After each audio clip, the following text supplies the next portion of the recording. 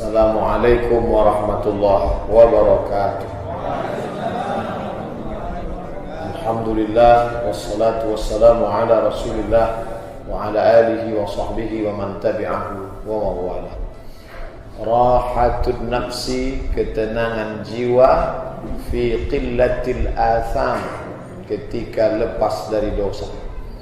Makanya dokter-dokter jiwa, psikiater itu, walaupun mereka itu ada yang tak paham agama, tapi kalau yang datang meminta konsultasi itu minta pendapat, paling-paling dia katakan, Bapak baliklah ke keyakinan kita masing-masing.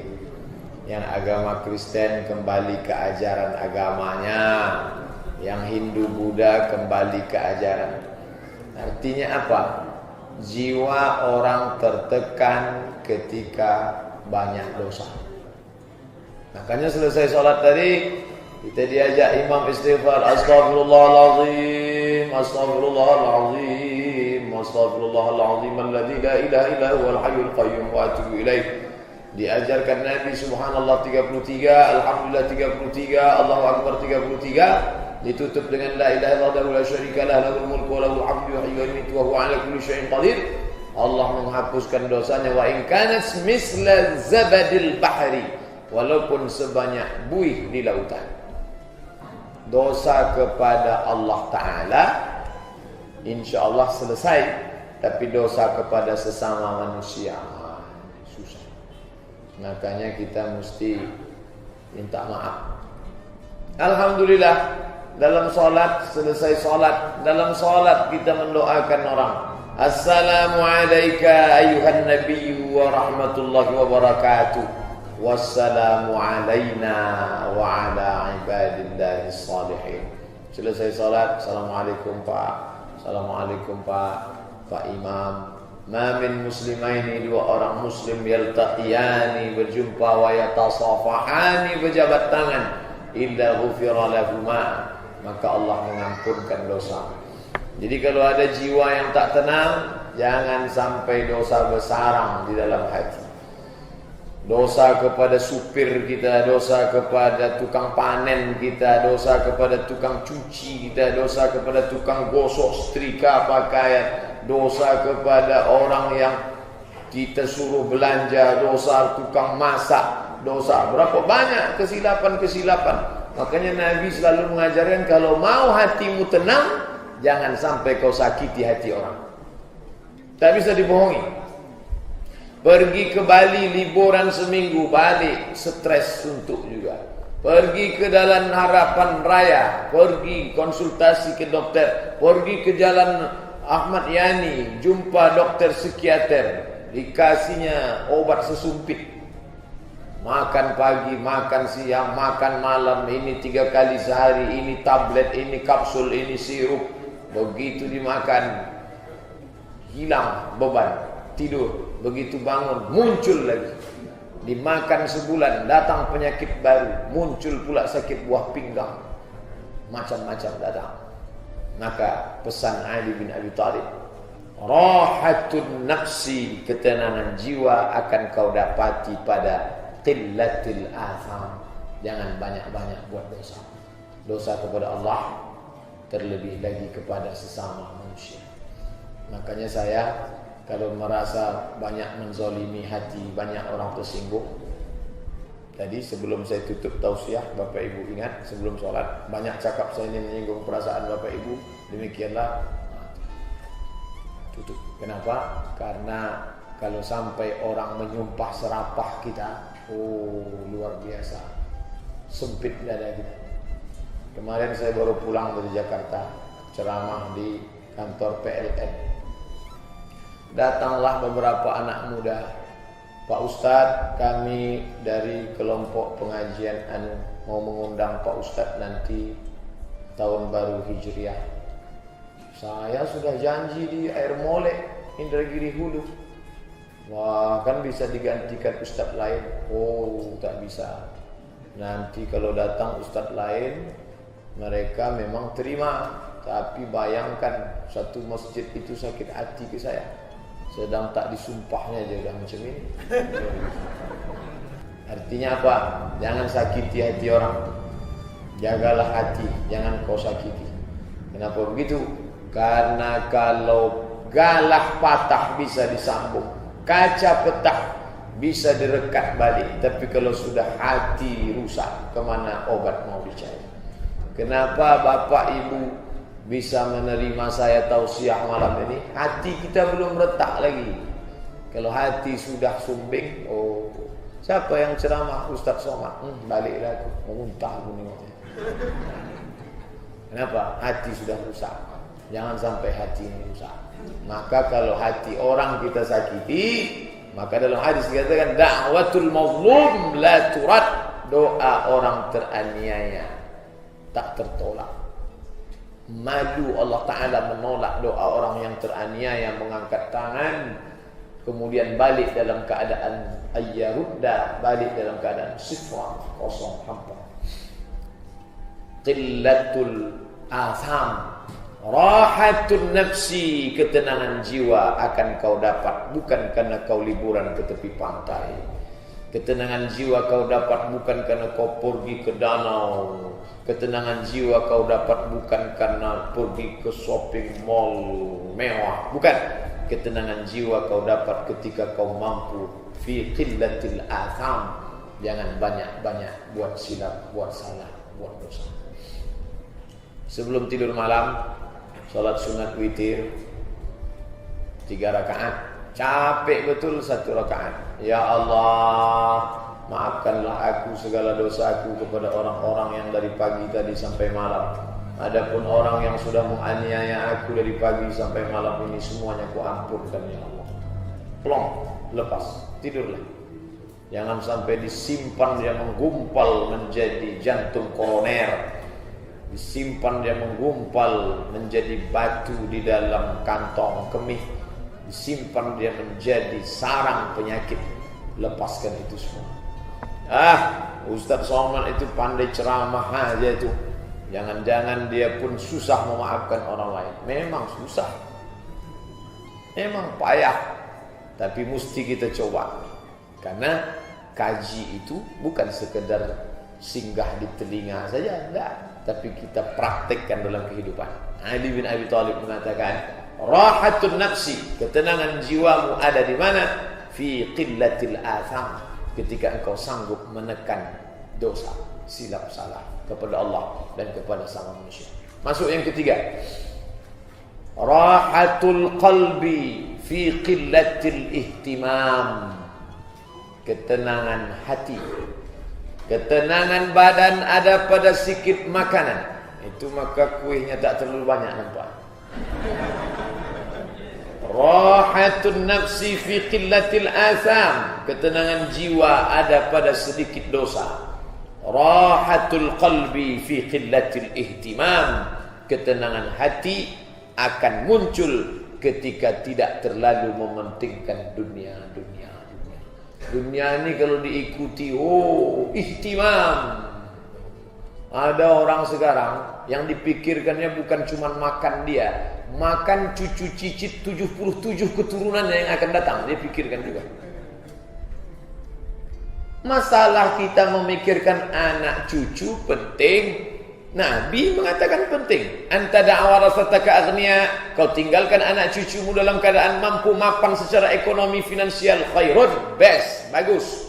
Min anta da'ahum 'alatan, daripada kau biarkan mereka mati dalam keadaan miskin minta-minta. Tapi ketika sampai memikirkan yang tak perlu dipikirkan, itu jangan. Hanya menyiksa hati saja. Maka bagaimana menenangkan hati? Rahatul qalbi fi qillatil ihtimam. Pikirkanlah yang penting untuk dipikirkan.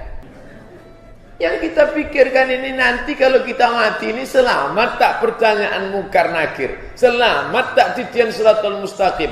Selamat tak ketika mulut terkunci? Al-yawma nakhtimu ala afwahihim wa tukallimuna aydihim wa tashhadu arjuluhum, tangan bercakap, kaki bersaksi. Itu pikirkan. Kalau memikirkan itu datang ketenangan. Ini yang tidak dipikir. Apa yang kau pikirkan lama betul berpikir tentang pembunuh Mirna ini siapa sebetulnya? La ilaha illallah.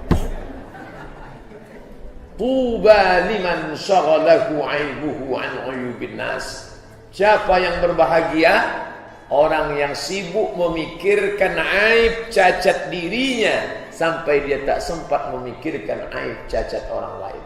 Banyak merenung diri. Abdul Somad, kalau kau mati apa kau bawa? Apakah ceramah-ceramahmu itu bisa menolong engkau di hadapan Allah? Apakah yang sudah kau ceramahkan itu berapa persen yang sudah kau amalkan? Apakah kau selama ini ceramah karena Allah Ta'ala? Apa karena kau ingin update status di Facebook supaya dipuji-puji orang? Apakah itu yang perlu dipikirkan? Rahatul qalbi, ketenangan qalbi hati, fi qillatil ihtimam. Jangan terlalu memikirkan yang tak perlu untuk dipikirkan. Maka kita buat skala. Amat sangat penting, kurang penting, penting, tak penting. Yang tak penting jangan dinaikkan jadi amat sangat penting. Apa yang ibu pikirkan sekarang? Saya berpikir Pak Ustadz macam mana cucu-cucu saya ini berjilbab semuanya. Mantap. Bapak apa yang bapak pikirkan? Saya memikirkan Pak Ustadz cemana anak tetangga sahabat kerabat saya ini sembahyang sholat ke masjid semuanya. Itu bagus. Memikirkannya dapat pahala. Andai tak terwujud niat sampai. Innamal a'malu bin niat. Tapi yang tidak dipikirkan. Kupikir tentang artis siapa yang jadian, siapa yang putus, siapa yang cerai, siapa yang... Apa dipikirkan itu semua? Jangan terlalu memperhatikan yang tak perlu untuk diperhatikan. Sekarang suami orang memikirkan istri orang memikirkan suami orang. Bini dia tak ada dipikirkan. Istri dia tak ada dipikirkan. Suami dia tak ada dipikirkan. Yang pikirkannya istri orang, suami orang. Senior, senang istri orang. Padahal dalam Islam yang perlu kita pikirkan itu istri kita, anak kita, bukan orang lain. Sudahkah dia sholat? Sudahkah dia pandai baca Quran? Sudahkah dia mendapatkan pendidikan agama? Anak-anak kita itu paling tidak kalau mau selamat masa depan dia sesudah kita mati, maka dia mesti ada 5 pendidikan agama dalam kepalanya. Akidahnya Islam, akhlaknya Islam, pedomannya Quran, hadis, paham dia sejarah Islam. Quran, hadis, akidah, akhlak, sejarah Islam. Baru dia selamat. Itulah yang mesti kita pikirkan. Bukan memikirkan. Makannya penting. Tapi yang jauh lebih penting. Ma ta'buduna min ba'di. Nanti kalau ayah mati, kalau mak mati, kalau datuk mati, kalau nenek mati, kalian menyembah apa? Yang sampai aku mati, kalian menyembah batang kayu, menyembah pokok kayu, menyembah hantu, menyembah dukun, menyembah setan. Nah, ini yang perlu dipikirkan. Ketika itu yang kita pikirkan, datang takut kepada Allah. Ketika takut kepada Allah, turun rahmat Allah. Ini hati yang gelisah tadi, turun rahmat ke dalam.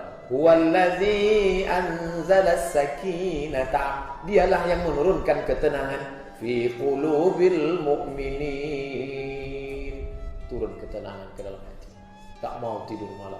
Nanti kalau aku mati anak ni solat apa tidak? Nanti kalau aku mati anak ni berjilbab apa tidak? Nanti kalau aku mati mereka bagi harta warisan menurut kemauan hawa nafsu mereka apa menurut hukum Allah? Nanti kalau aku mati mereka tetap ke masjid apa tidak? Nanti kalau aku mati mereka tetap mengatakan la ilaha illallah apa tidak? Ya Allah, aku takut ya Allah. Takut aku anak cucu cicitku ni mati suul khatimah ya Allah. Maka saat hati itu takut, disitulah turun rahmat Allah. Fa'amma man khafa maqama rabbih, siapa yang hatinya takut kepada Allah, wa nahan nafsa 'anil hawa, ketika hati takut maka takut itu membuat hati jauh dari hawa nafsu. Fa innal jannata hiyal ma'wa, maka surgalah balasannya. Pikirkanlah yang membuat kita takut kepada Allah Subhanahu wa ta'ala. Rahatul qalbi, ketenangan hati, fi qillatil ihtimam, ketika kita mampu meminimalisir untuk memikirkan yang tak perlu dipikirkan. Yang keempat, yang terakhir, rahatul lisan, ketenangan lisan, lidah. Di mana letak tenangnya lidah? Fi qillatil kalam, jangan terlalu banyak bercakap. Nampaknya Ustaz yang paling banyak bercakap dari tadi. Sebelum maghrib, setelah maghrib 45 menit, setelah isya sudah hampir 20 menit. Kalau begitu, yang dimaksud dengan rahatul lisan, ketenangan lidah, fi qillatil kalam, cakap jangan banyak, cakap yang tak tentu arah, tak bermakna. Itu maksudnya. Tapi kalau cakap tu ada maknanya, sampaikanlah. Tapi kalau sebelum dicakapkan, pikir dulu. Apa kata pepatah Melayu, pikir dulu, pendapatan sesal kemudian tiada berguna. Sebelum dicakapkan, kira-kira yang mau saya sampaikan nanti ke masjid ni apa? 4 ini. Ada tak manfaatnya ni?